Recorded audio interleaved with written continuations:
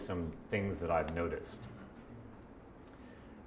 First of all, I find branding to be extremely effective. All that sort of long-term stuff, thought leadership, branding, content, very effective for one main reason.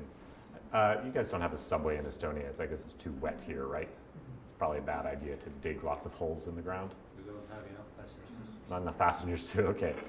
I'm trying to think of something comparable. You guys all been to the London Tube or something like that? Yeah. Right, so you know these things where like you're going up the long escalator and there's all those advertisements, right? And sometimes they're all different advertisements. And then what's happened in the past, I think, 20 years is that sometimes you get this thing where you're going up the tube and it's like the same image 20 times in a row. Yes? You're just totally bombarded, so there's no way to miss it.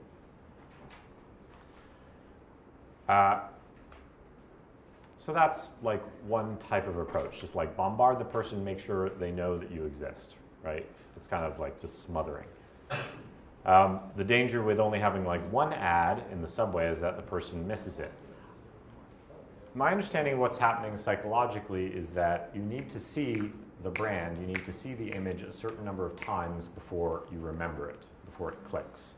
I don't have the stats off the top of my head, but those of you who have been looking at it more recently than I have probably remember this. Like, you need to see it like at least 3 times. When I was in the music industry, this was particularly prevalent. Like, you really had to hammer people with the message, and you had to get them on separate occasions like 3 times. But if they're too far away from each other, those instances, it still won't stick. There are actually language learning softwares based on this. There's stuff like Duolingo and Cerebro, which will teach you a word, and then when you start to forget, they'll ping you at a certain point that triggers you to remember it in a more solid way. Like if you wait too long, that's not ideal. If it's too soon, that's also not ideal. So that's what I mean by kind of like these branding long tail things. It's like reminding people every once in a while that you exist and this is what you do, so that if they happen to need your solution, if the company has happened to grow to the state where continuous integration is an issue, because let's face it, for most startups, like if I deploy something, I don't have continuous integration. I just type into the command line like git push production master, like, and that's my continuous integration. I think it is actually useful, particularly for somebody like you who is targeting companies that may grow into your solution or may not have a recurring need but may get there eventually. This is also probably appropriate to, well, not First Derm, but what's the name of your company? Derm Test, right? This is not a problem that I have all the time, right? I'm not constantly worried about all my moles turning into cancer. So being able to hit the person at the specific time when they have that fear, it's only possible in certain situations like Google AdWords, like when I type in like skin cancer test. That's one option. Long-term branding stuff is going to be very hard for you guys because you have to remind me so many times before I happen to get to the point where I happen to be concerned about cancer that branding is probably not going to be the most effective approach for you, and it's going to be very hard to test. Right? Like that's something that's very different about those two things. Immediate content, like stuff that has a clear call to action or something that's a constant throbbing pain point, is going to be a very different marketing approach than something that's more, I'm going to grow into it. Like for my business right now, I'm a consultant for larger companies. As it so happens, I actually never intended to be a consultant. This kind of happened accidentally, and I just do it when I'm between like projects, basically, which is longer and longer these days. So I didn't start out trying to say, I'm going to be a consultant. In fact, I think I wrote a blog post specifically saying I do not want to be a consultant, like 5 years ago. What's happened, however, is that because I have put a lot of effort into putting out content, putting out blog posts, tweeting, connecting with people when I visit foreign countries, what happens is that all those people who were startups that I worked with, like you guys are not my clients. I have no interest in pitching you guys in consulting services. Right? It's not going to happen. But 3 years from now, if your startup doesn't work, and you happen to be hired by a large company, and you're like, ooh, this company's really not lean, we need lean help, you might think of me. Right? So my job between now and then is to make sure that you are hit every once in a while with a message that reminds you, oh, by the way, you're thinking about lean? Oh, I think that guy does lean. That's essentially what's accidentally happened to me. And with IT security, it's very largely the same. So 7 years of IT security, what I learned from that is that the instant shot stuff doesn't seem to work so well, because security is not a generalized pain that people suffer from day to day. Remember, a lot of our target was SAP compliance. The SAP people have the money, remember from yesterday? The security department, like the CIO, he has the pain. Or the governance, risk, and compliance. Like, they're the ones, but they don't have the budget. The SAP people have the budget. So the security people are kind of aware that there's a security problem. It's a pain for them. People with the budget are like, it's not really an issue right now. We're just trying to see if we can get SAP working. So when does security become to the forefront? Like, when do companies start to think about security? When somebody attacks them. When somebody attacks them, exactly. Okay, or If there's a general threat. general threat, like news article. What happened the other day? There was like some massive data breach, like largest data breach in the history, like 400,000 emails. Yahoo, right, okay. This was like 3 years ago or something. Yeah, it happened 3 years ago. We find about it now. Great. So I need, when the CIO reads that, or sorry, when the SAP officer reads that, to go like, wait a minute, we have a security problem. Like, what security firms are the first that come to my top of my head? Like, that's useful. Does that make sense? So two very different situations. If I just start sending spam emails to the SAP officer, it's definitely going to be much harder. Did Dan tell you the 5 criteria for early adopter? Nope. Early evangelists? No?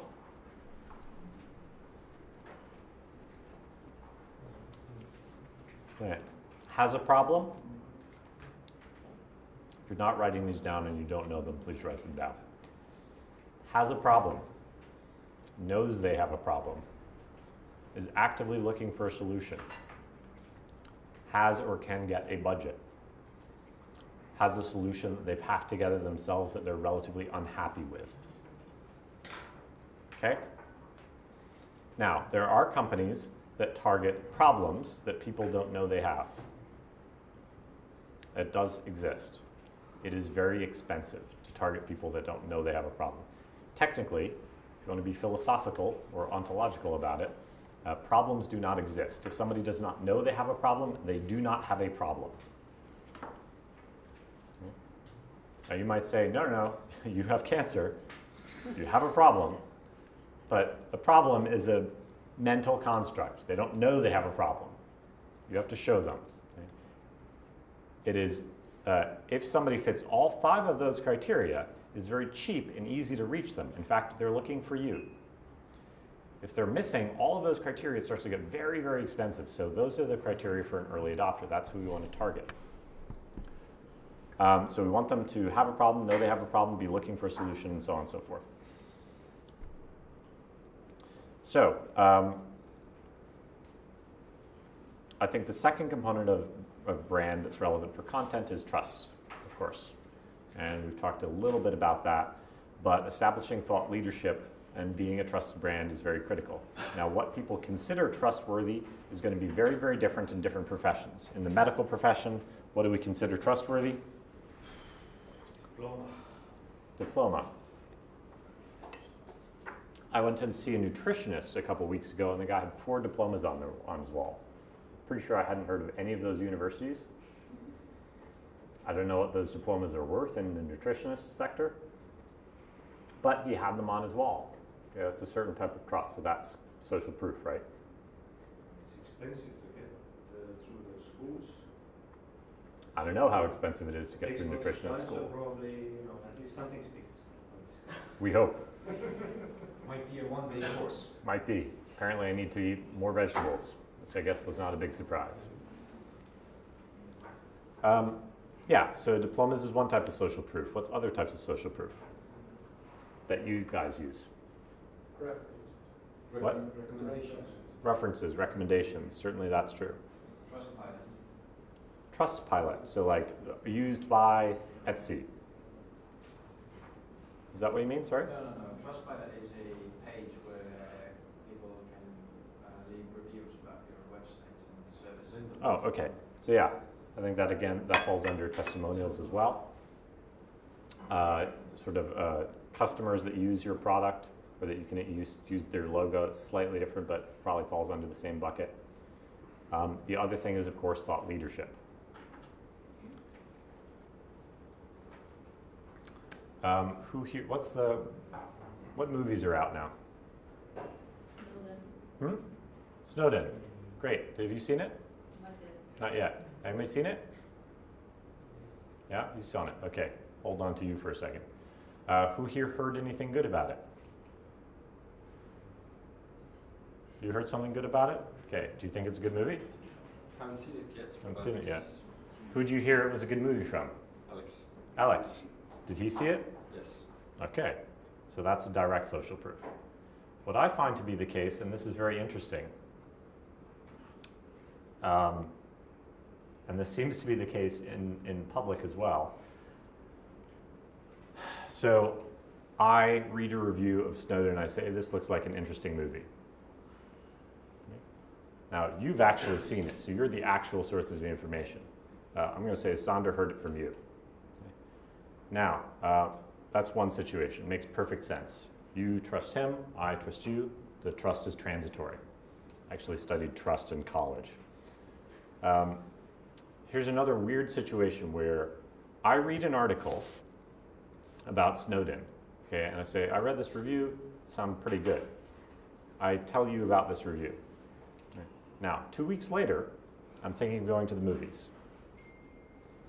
I ask Christian, it's Christian, right? Okay, I asked Christian, have you heard anything about Snowden? Okay, and Christian says, From you. most likely you say, yeah, I heard it was good. You don't even remember the source. I take that as confirmation because now I heard it twice. It's bizarre, right? Has this occurred to any of you? Have you ever noticed this? Yeah. Like it actually happens. Like there are a lot of situations where repetition breeds authority, regardless of whether or not the source of that authority is correct. In fact, Xander could have heard it from you. Christian could have heard it from you. What's your name? Toby. So you guys both heard it from Toby. I asked both of you guys, have you heard anything good about this movie? And you're both like, yes. And I'm like, wow, it must be really good. Everybody likes this movie. It's just Toby. It's more often happens to me that when someone talks about some solution or some good idea that they saw on the web and then I have heard from this or about this from somewhere, and then you remember that, hey, I told you about this. And now Wait a minute, you heard it from me. Yeah. Right? What happens also to us is, yeah, I read about your company and listen, it's really awesome because I travel with the buses and it must be your Wi-Fi area. Yeah, must be. So we can be very easily fooled in this regards. Now, first of all, I'm not endorsing anyone trying to fool anybody deliberately this way, but it's useful to understand the psychology behind this and just the fact that repetition really does breed a lot of authority. Let's talk about Donald Trump again. I mean, this guy, he does seem to have a huge amount of authority with a large segment of the American population. He's just repeating the same lies over and over and over again. And I'm sure the Trump followers are looking at Hillary Clinton going, they are just repeating the same lies over and over and over and over again. And what did we say about Republicans? Where's their source of information?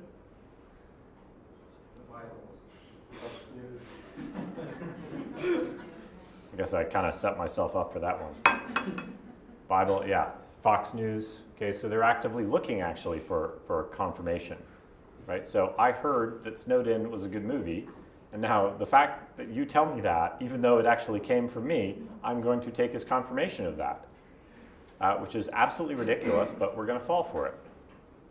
So the point being, if I go to one conference and I speak about encryption technologies, and you see me again at another conference speaking about encryption technologies, even if it's the same, same speech, you are likely to conclude that I am an expert in encryption technologies, even if perhaps I sponsored the event. You will see my name again and again and again. If you get that repetition and you get it enough, you're going to start to stick in people's minds. I am one of the first people that, if you're starting a lean group anywhere in the world, I'm probably one of the first people you're going to talk to, because I was a coordinator for Lean Startup Circle in San Francisco. You've seen my name before. You will see my name again when I come through town and I ping you because we connected a year ago on LinkedIn because I was connecting with you. And I ping you, you're going to be like, wait a minute, you're the guy who helped me out when I started out this group. Of course, we would love to host you. And now I have even more social proof because now I'm speaking and you've endorsed me. This is not something that I went out to deliberately do, but it's happened. So how does this apply to content marketing? You guys tell me.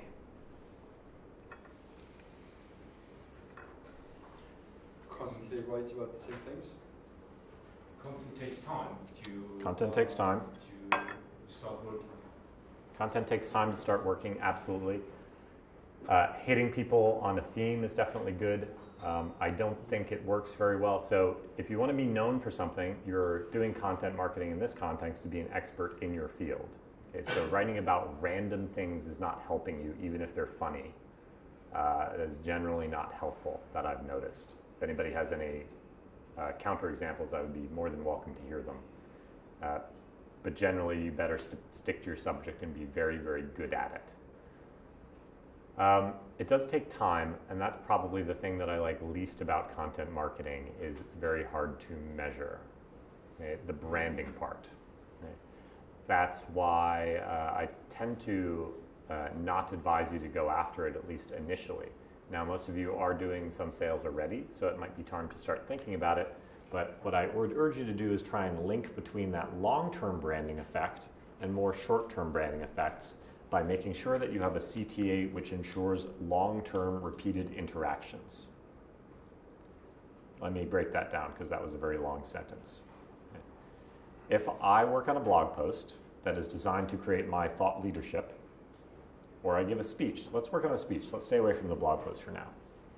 If I give a speech where I'm trying to convince you all that I know a huge amount about data encryption. Okay? Now, I could give a speech and I could walk away, and that's what most people do. And that is not measurable. If it's not measurable, how do you know it's worth your time? So what could I do? Let's say I just finished a speech. What could I do to make this a little bit more measurable, to ensure that I might have another opportunity to interact with you? Participant list. Ask for feedback. That's another option. Some kind of call to action, like visit the website or something. Could be. I think all of those things are good. What I would prefer it be something where, again, call to action is a good way of measuring a direct response. So I could do like a net promoter score at the event to see how good my event was. That tells me how good my speech was. It doesn't necessarily allow me to interact with those people again. Go to my website. I think that's good. Again, I can look at how many clicks came from that geographic region or something like that. Do I have a bump in traffic?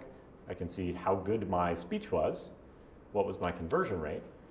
But if I'm looking for long-term branding influence, that is not necessarily the best way. If I'm just doing a sales pitch, direct sales pitch, oh great, clicks on website, that sounds really good. But I think the participant list in this particular case is probably a good way. If I go through that participant list and I just manually plug in those people's names into LinkedIn, have a nice little note for each of them, so nice to see you at, thanks for attending my speech at blank, and they click connect, I'm in. I can now repeatedly interact with those people. I can stick them on a mailing list if they accept my LinkedIn connection. Have you guys seen that? Have you gotten a mailing list? This happens on MailChimp quite a lot. So you connect with somebody on LinkedIn, all of a sudden you're on a mailing list and you have no idea what the thing is, and then you hit unsubscribe, and then you're taken to the unsubscribe page, and the name of the mailing list is something like LinkedIn Connections. You've seen that a couple times? So I'm not recommending you do that, but that's what people are doing. Okay, you know you can get email addresses out of LinkedIn, right? Yes? No? No, okay. Go to the export settings. Where is it nowadays? It's like under export, under connections. You can export a CSV of all your LinkedIn data. It doesn't give you all the information, but it does give you everybody's email address. People are importing that into MailChimp.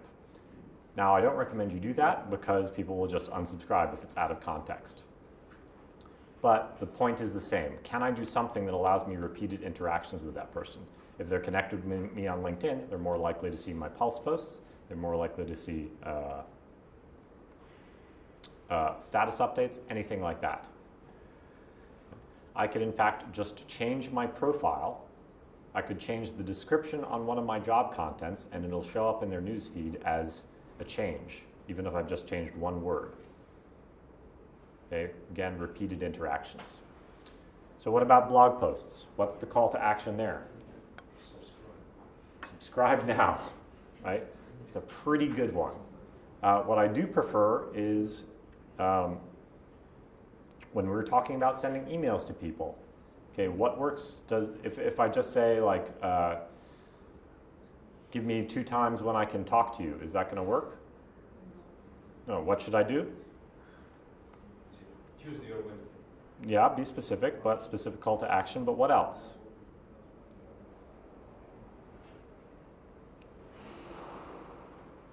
Hey Dave, I'm an Estonian startup. I'd like to pitch you, and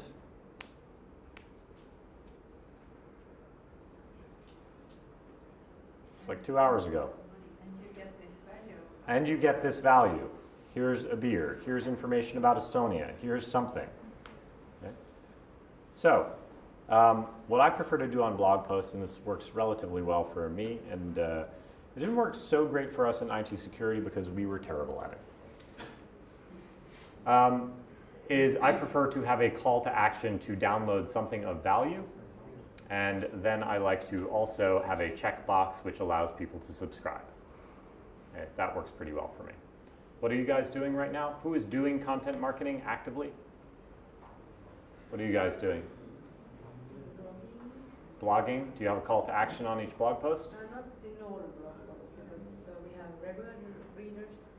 So, Yeah. But mainly sign up is well. Sign up? Yeah. Sign up's a good one. Again, like Subscribe to our newsletter. subscribe. See, I would still have, even when you do something like subscribe, which is perfectly valid, like what is the value of subscribing? Does it just say subscribe now, or does it say like, to get more awesome information? Toby, what are you guys doing? What are you doing for content marketing? You raised your hand. Yeah. What's your call to action? Well, mostly blogging, and usually, well, it depends. Some of them are direct to car owners.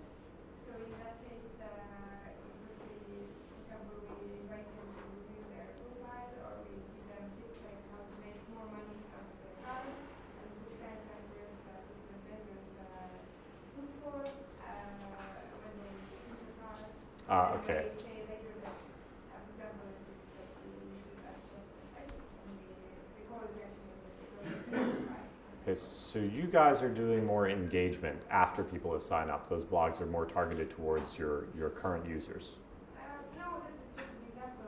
Okay. We have for those who don't know anything about the and there's those that are targeted to renters or potential renters, and yeah, it's a range of different things. So each time the call to action is directed for signing up or doing something in your profile, if you already have something, or I try to put the previous blog posts and links also inside. Okay, that's a good idea too. Inside our So let's do this. Why don't we each, let's start by designing a mini experiment maybe, just on content marketing. Now you can do content marketing for anything. I don't care about the medium. What I want is the content, not the channel. So in other words, right now I just want you to think of topics that your customer would be interested in, that would provide value to your customer. I want at least like 5 different ideas from each person, and then as a team you can combine them. And I don't care about the medium, right? So don't write blog posts or SlideShare or anything like that. We're going to take the same content and we're going to republish it across all those mediums. I want you to get 5 ideas about content that your customer would want. I just want you to take maybe 3 minutes for this. I'm going to time you. I want you to write 5 ideas about content that would be useful for your target audience, that would provide value to them. Absolutely don't care. So if I'm writing about cars, it might be how to improve your car's performance by changing the oil more regularly. Okay. What do you have? How to start your insurance business. How to start your insurance business, okay, and the call to action is? Sign up for our software. Okay. Button, but That's okay, but I would still try and emphasize, in this case, like what specific value proposition relates to that blog post. Like if it relates directly to the content, that's going to be very powerful. Like for example, you might be, I don't know your business, but let's say there's 15 different types of insurance companies, right? There's health insurance and there's car insurance, right? If you wrote a blog post about how to start your car insurance, then the call to action on that would be like start your car insurance company now, or insurance for people starting car companies that is very specific to Estonia, or something like this. Something very specific to that blog post. You might write the identical blog post and then just replace car insurance with health insurance, recycle the content almost entirely, and make the call to action again very specific to that blog post. It's going to be far more effective. Now look, you guys know what Sumo Me is? Okay, one of you does at least. 2 of you do, great. 3 of you, yes, more. Sumo Me is a plugin that you can put on top of just about anything, WordPress, website, whatever, and it has certain basic functionalities regarding throwing pop-ups, modal windows, an entire landing page in front of your website. And it's very effective at doing quick segmentation so that you don't have to deal with installing any special software to do A/B testing or anything like that. It has it built in. The software is a little annoying and has some quirks to it, but it is very, very effective. So I can segment my audience so that people who are returning to my site get a completely different message than the people there for the first time. Like maybe if they're there for the first time, maybe I don't want to say like start your insurance company right now. Maybe I do, maybe I don't, I'm not sure. Maybe it's better to say to them like, hey, sign up to the newsletter to get 2 to 3 tips about insurances into your weekly inbox. Maybe that. Then maybe the 3rd time they're at my site or the 3rd article they read, now they're clearly serious, let's start an insurance company. There's all sorts of little tricks and optimizations. I do recommend Sumo Me if for no other reason that they have webinars and a lot of content. They do content marketing really well. Right? And watch what they're doing. They'll not only be doing the content marketing on you, so you can see how it's done very effectively, but they'll also, all of the content is tricks on how to optimize content marketing. Okay? So putting the pop-ups at the right time, figuring out how far down in the article you should have the pop-up go up, right? Because there are specific times, like you get it too fast, and you haven't shown them that you have value for them yet. If you get it on the too late, they're not going to read all the way down. There are optimal points, and Sumo Me to some degree will optimize a lot of that stuff for you. It will just run the statistical analysis for you and set it, at least with their premium features. Anyway, if you do a lot of content marketing, I think that's one good plugin to think about. You're using it, you guys having good effects with it? We're not currently using it, so I Okay. just noted that we should. Are you guys using it? No. Tested it. Again, there's other systems out there. There's a lot of other toys. If you start using content a lot, content about vacuuming, slightly inconvenient at this point, then something like that where you're really optimizing the call to action, thank you, is going to be worth your while. If you're just putting out content out there and you're not measuring it, it is kind of a waste of time. If you're planning on being in that industry for a long time, maybe it's worth it, but it's not really going to be super effective right now. Right?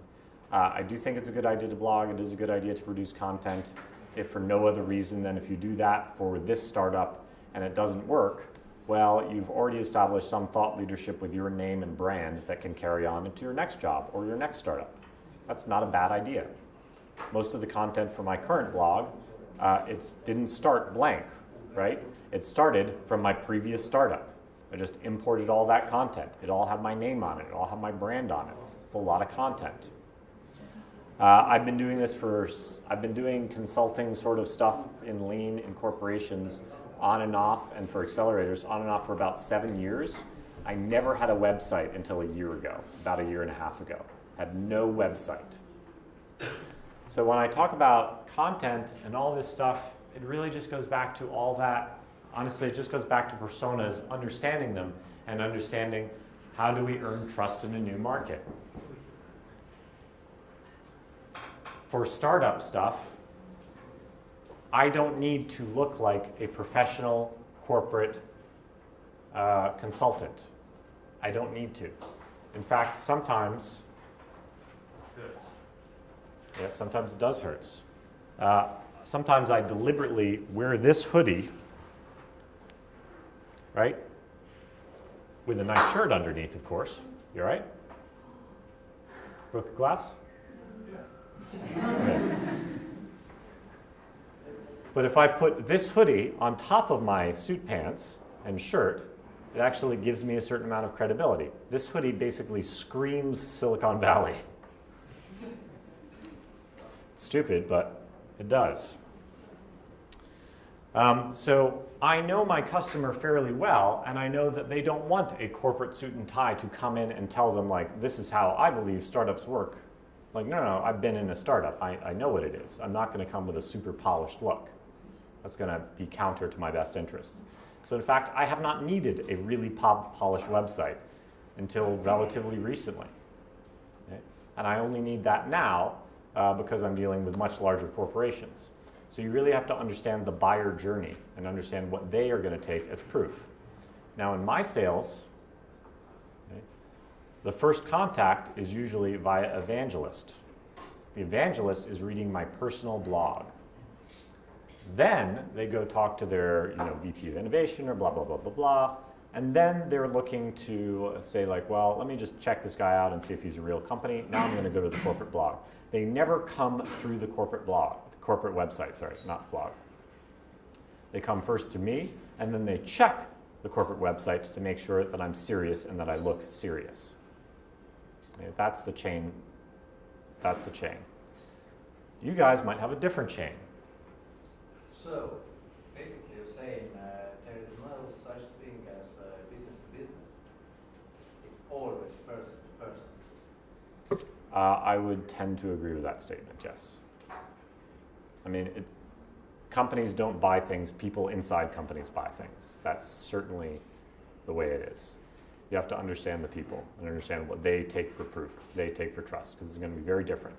The VP of marketing or the chief innovation officer, who might be a really old school guy who's actually never done a startup, that person needs to see a really nice professional looking website with square lines and a nice 2x2 matrix and stuff like that and a Venn diagram.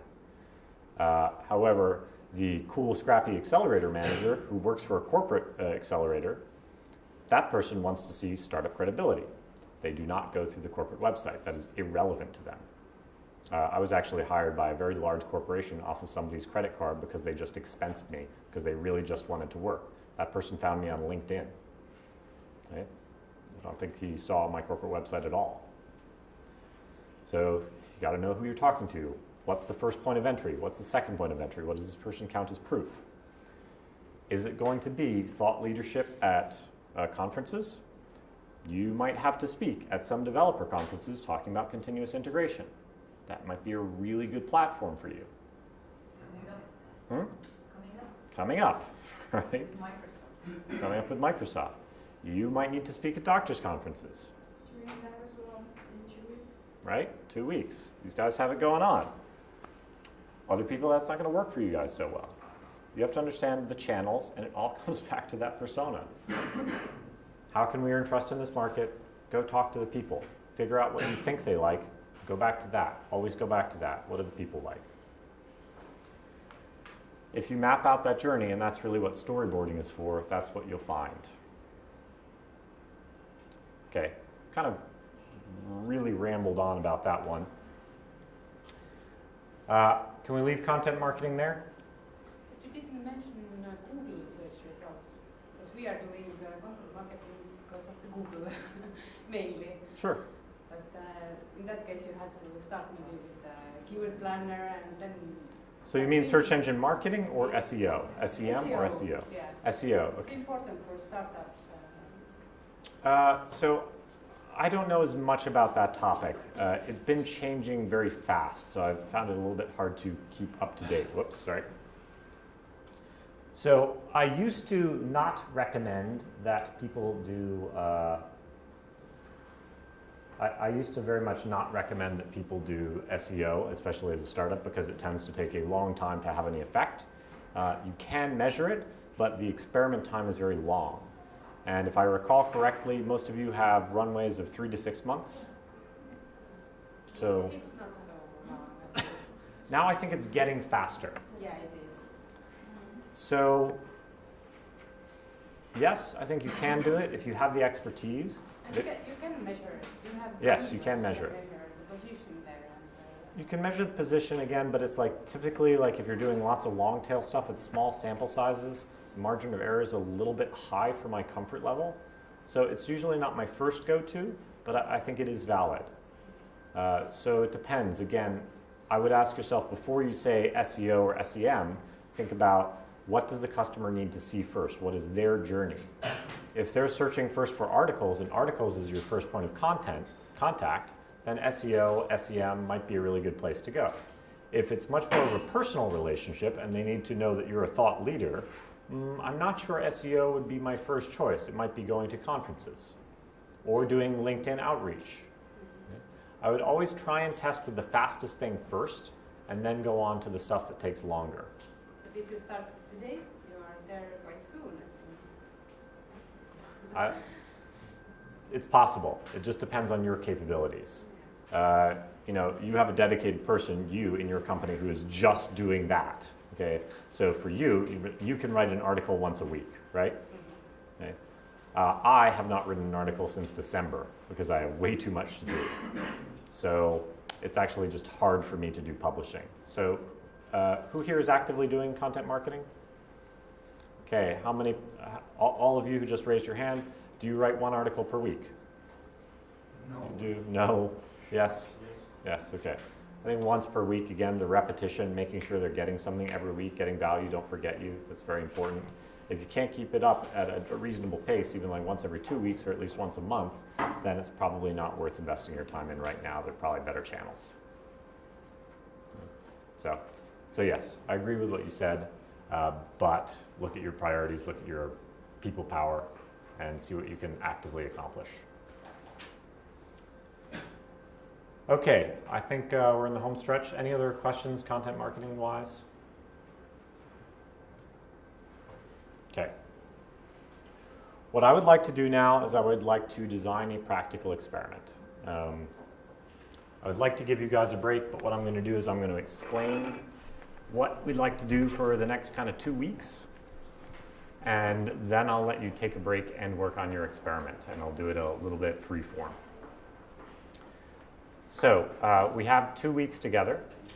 Most of you have already signed up for office hours.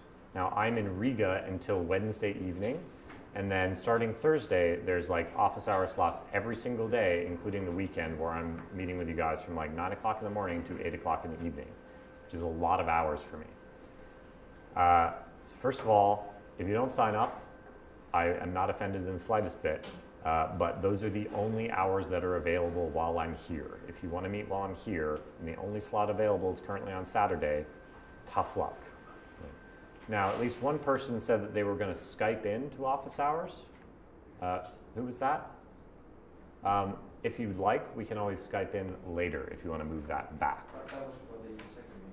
Yeah. I can come to the first meeting on Saturday. Yeah, so I'm saying for the second meeting, if you would prefer to have that in a few weeks, if it's Skype, we can do it from anywhere in the world, so just so you know.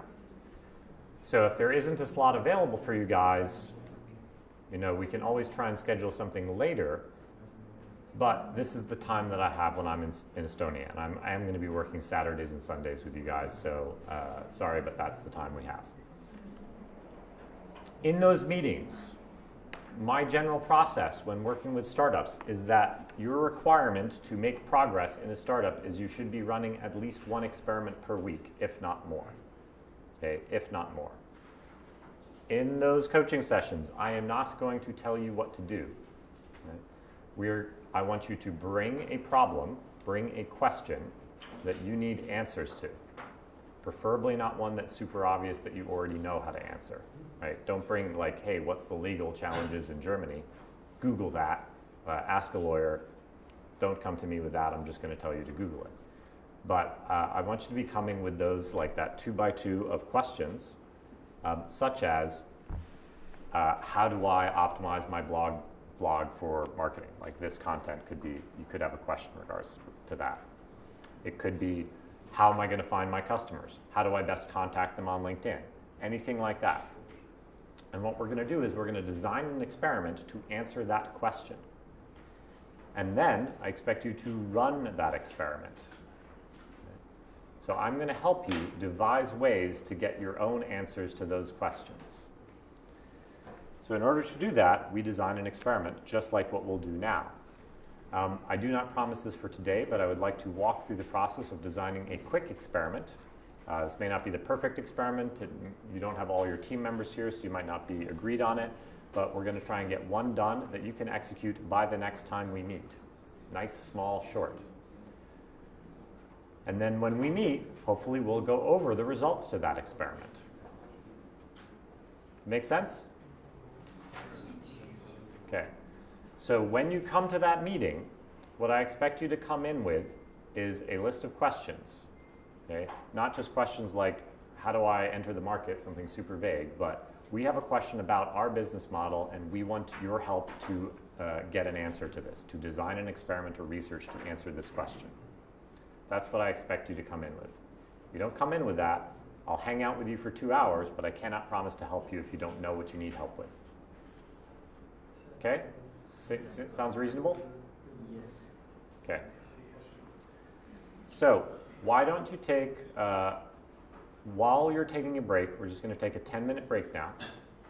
While you're taking a break, I want you to think about an experiment that you want to run in regards, I hope, to entering the market. Now, if in the past 2 days you've decided that's not your biggest priority and you want to talk about doing an experiment on something local, that's fine.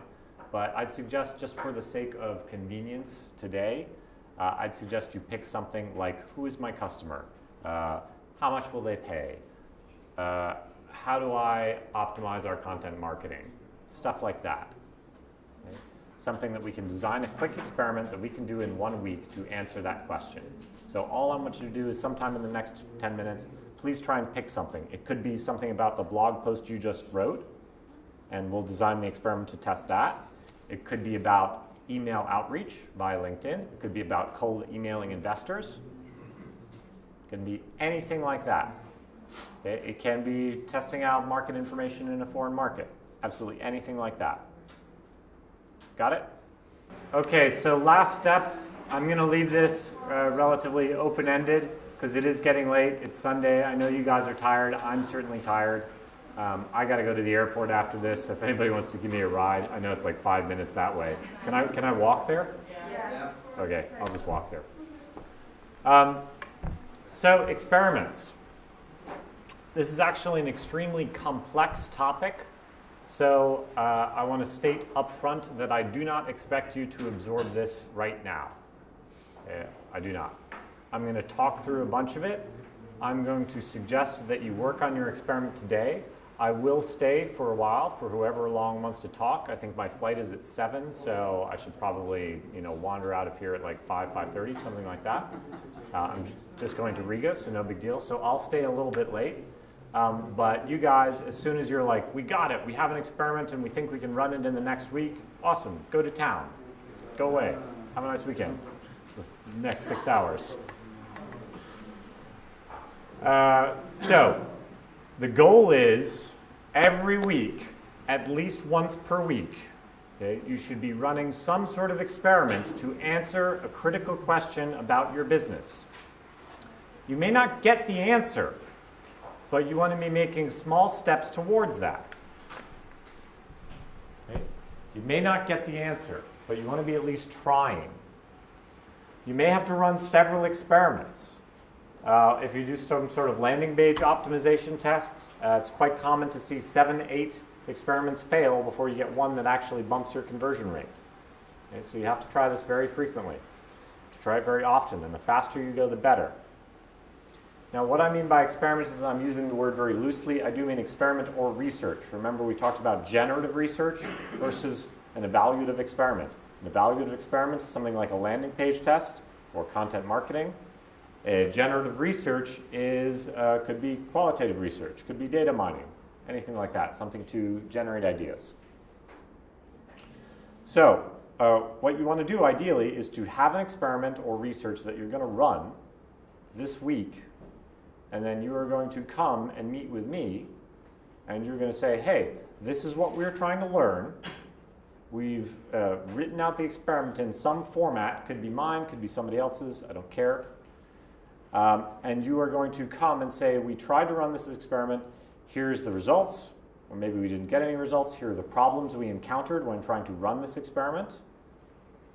Here are our next steps, or please help us interpret the data, anything like that. And then we're going to help you design the next experiment. Make sense? Yeah. And your goal is whatever you wrote down as a question. Okay, that's your goal, that's your learning goal. So that's the process. Any company should be able to run at least one experiment per week. I do this with retail stores. I do that with giant telecommunications companies. I do it with B2B. I do it with B2C. If by the end of today you wrote down your experiment and you're like, it will take 4 weeks to run this experiment or 6 months, because my experiment is I'm going to approach 10 CMOs and pitch them my product, and I'm going to see if 3 of them sign up. Okay, your experiment is too big. So as an example, if your experiment was 6 months long, I'm going to pitch CMOs, and I want them to purchase my product for $10,000 each. What would be one way to shorten that experiment? What's the first thing that has to happen in that sales process? Got to contact them. How are you going to contact them? Okay, so let's say that's relatively easy because we can use Find That Lead. We can use LinkedIn. Do you want to email them? We start with email? It's an easy one, right? So we're going to have to contact them by email. So what's my process here? I want to sign at least, let's say, 5 deals. So how many people should I email?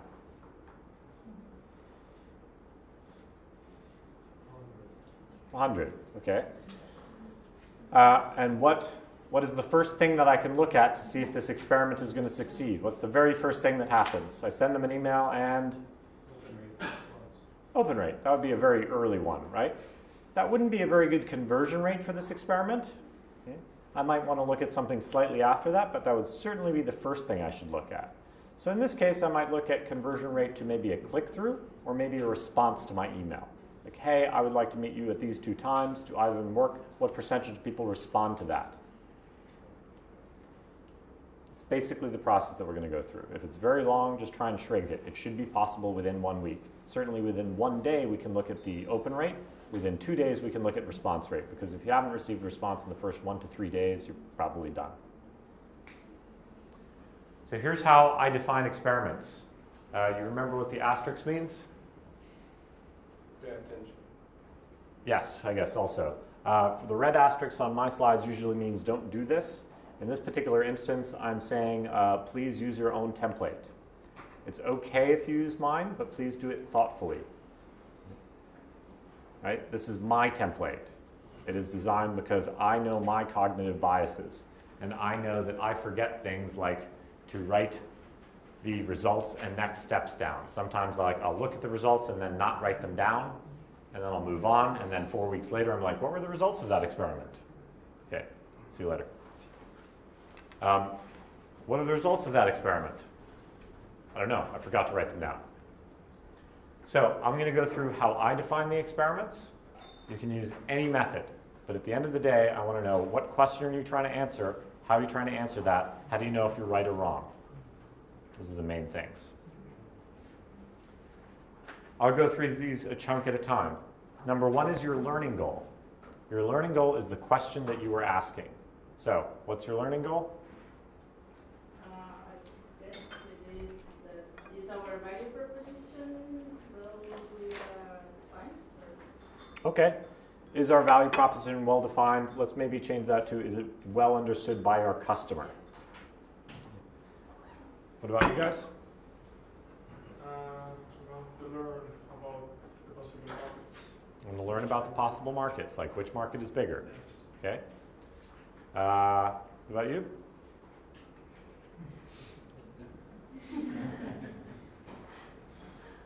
I'll send you guys this template.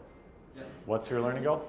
I'd like to find how to increase the click rates and open rates emails. Okay, so I might try and rephrase that as like, what is the best value proposition to present in the email address? That's ultimately what's going to increase the open rate, and the click-through rate is going to be the value proposition. Right? Like, so there's a big difference between what should our value proposition be, and I have a specific idea about the value proposition and I want to test that. So remember that difference. So those are all good. Now, depending on your learning goal, you want to pick what method you're going to use to test that. And how are you going to do that? What tool did we look at? Google. Use Google for anything. No. Questionnaire we look, Which? Sorry? we look face to face, like asking people. Actually, that's a pretty good answer. Most of the time, asking people is probably going to be your first bet. But look, please remember that you have a list of tools.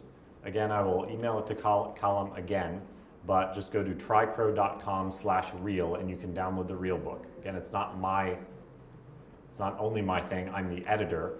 It's kind of a wacky book. It's written by 40 people, but it's got a list of all those tools. Right, so I look at that matrix and I say, is my question about the market or about the product? Is it generative or is it evaluative? And then I can look for the list of tools. So if I want to know, does my target market understand? We used a tool yesterday that's very good at this, right? Which was it? We had to type a test. You guys remember it? Not the name, but you show it for 5 seconds. Great. Take it away and ask to explain it. Perfect. The name is irrelevant. I call it a comprehension test. There's probably some other names for it, but that's a really good test, really simple. Okay? So we can use that test. What was your question? What was the risk? What's the biggest question? What's your learning goal? To find out if there's a need of our product in another market. Great. Do you have a specific idea about it? So this is the tricky part. Guys, this is the tricky part. Did you hear the question? Say it again, please. If there's a need of our service in motorbike industry. In the motorbike industry for which area? We provide like IoT. I meant, is there a geographic region? No, It's better. Okay, so now we have to ask, they probably have a more specific idea, but if I heard this as a coach, if you guys were saying this, and you should be asking them the same question, wait, do you have a specific idea that you want to test? Is it something that's testable or falsifiable? Or do you need to generate ideas about which target market? Is this about motorcycle companies in Georgia or in England or in, okay. Europe's still a little bit broad. I would try and challenge you on that, but if it is specific, then great, you can run a test. If it's not, generative research. So in this case, for your test, if you have a really specific idea about what the value proposition is and who you're going to test it with, you wouldn't go just talk to your customers. You would probably present it to them and ask them to pay you for something in return. That's the best way, right, to attempt to sell it. If you're not sure about the value proposition, or there's no way to test it so that you can falsify it, then you do generative research, and yes, talking to your customers would be absolutely the best thing to do. Okay, so the real book is used to help you find those tools. Yeah, that's the purpose. Again, I will help you through that. I will also attempt to answer emails. If you guys have questions between now and then, and you're like, hey, this is my question, what tool should I use?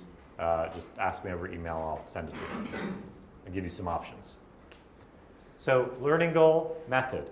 Remember, those are the two biggest mistakes that startups make: not having a learning goal, using the wrong method. Number 3, hypothesis or assumptions. You have, if it's something very specific, you want to turn your learning goal into a specific hypothesis that you can falsify. Again, this is very quick. I know you're not going to get this all in one shot, but the 2 rules of thumb for hypotheses to make sure if it's specific enough. First of all, fitting it in the format of if this, then that is pretty good. Okay? If we do this, then the customer will do this. Pretty good. It's the first thing to check.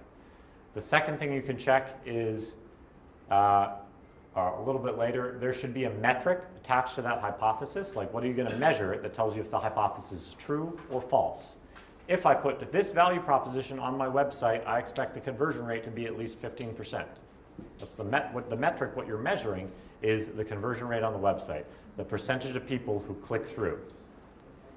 The fail condition is what number beneath this number I know that my hypothesis is incorrect. Okay? Incorrect. So beneath 10%, my hypothesis is wrong. Above that, I'm not sure if it's right, but it's definitely not wrong.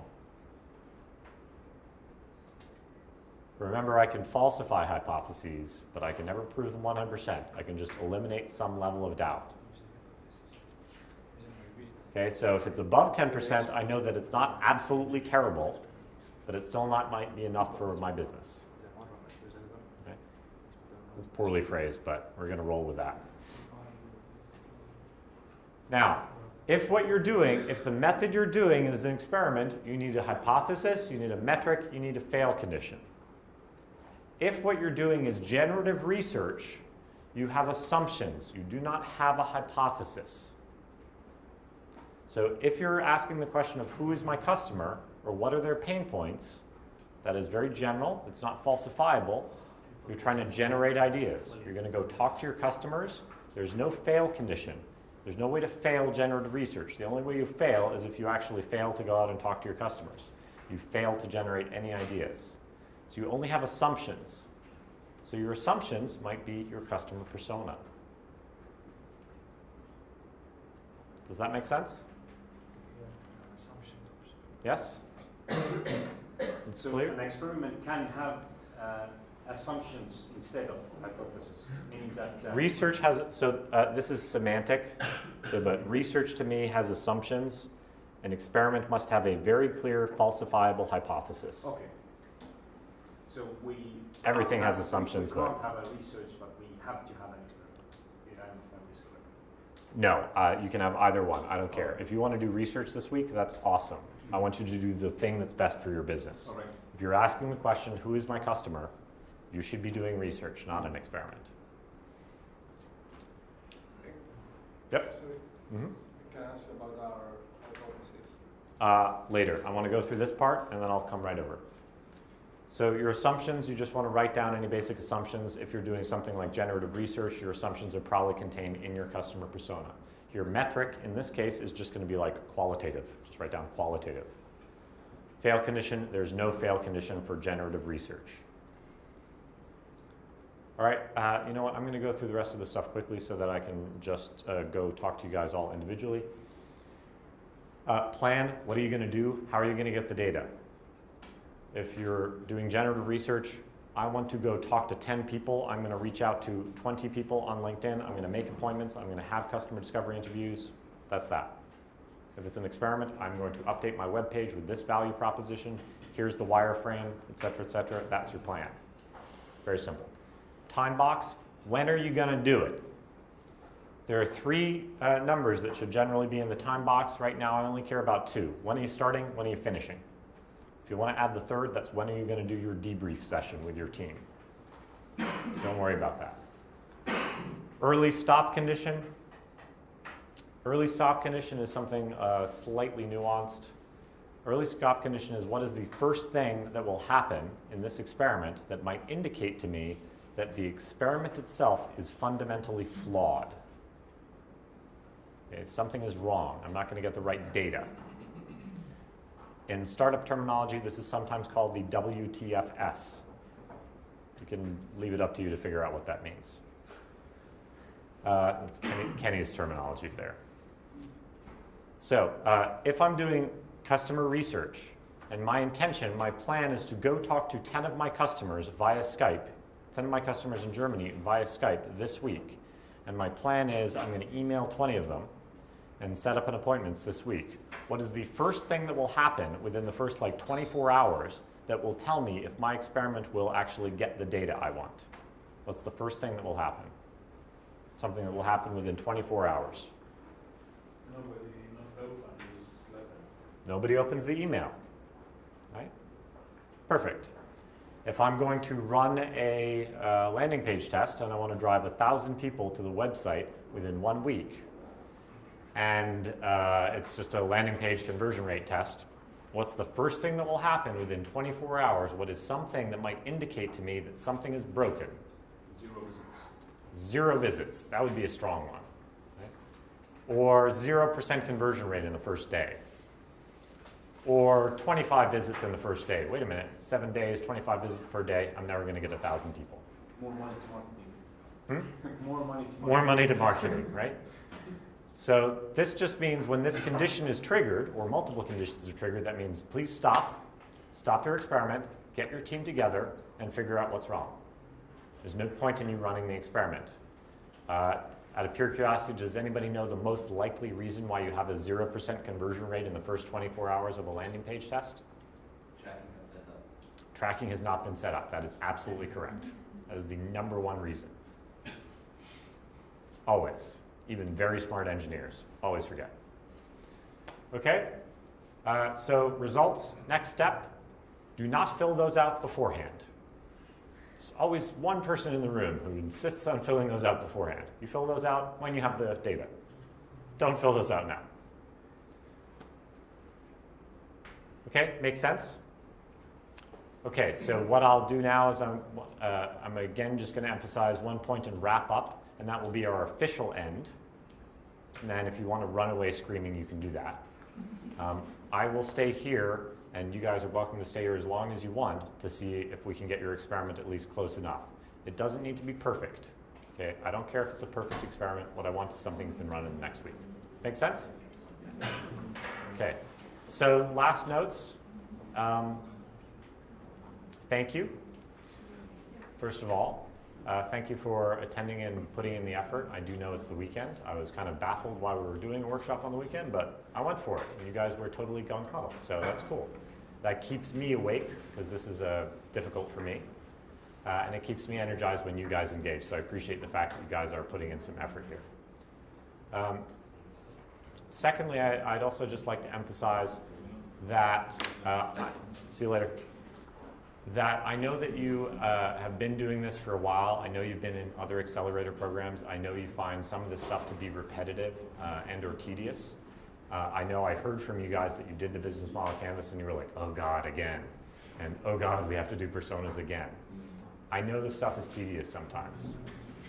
What I would ask you to do, particularly sometimes you have those workshops where somebody's teaching you something absolutely important and they don't do it very well, or they're grumpy, or you're grumpy. Okay? I kind of get the feeling that a lot of you had a few workshops already in this program, that were not so hot. I totally get it. That sometimes happens. I know some of the people who have been talking to you, they're pretty smart people. I want you to ask yourself a simple question before you dismiss what they've told you, okay? If you can answer why the tool is useful or what is the purpose of the tool, and you disagree with that purpose, totally fine, ignore the tool. If you don't know why the tool is like that, okay, please consider that that the person might have been grumpy, maybe their style doesn't fit with you, maybe you were grumpy. Okay? But if you don't know why the tool is, so if you did customer personas and you're like, this is stupid, and I ask you, why do we do customer personas, and you can't answer me, you have no right to tell me this tool is stupid. Okay? So please consider it. Some of those tools that you guys went through are genuinely useful. I don't insist that you use them. There are plenty of good tools. If you don't like customer personas, use an empathy map. If you don't like empathy map, use the value proposition designer. If you don't like the business model canvas, try the lean canvas. Plenty of tools. I don't care which one, but all of those tools have a purpose, and you should know which tools are useful when. Okay? That's important. So that's my last nagging comment. Enjoy yourselves. Design your experiment. Please come to the meetings with a learning goal, with an experiment. That will be way more productive than just hanging out and talking about cohort metrics. Okay?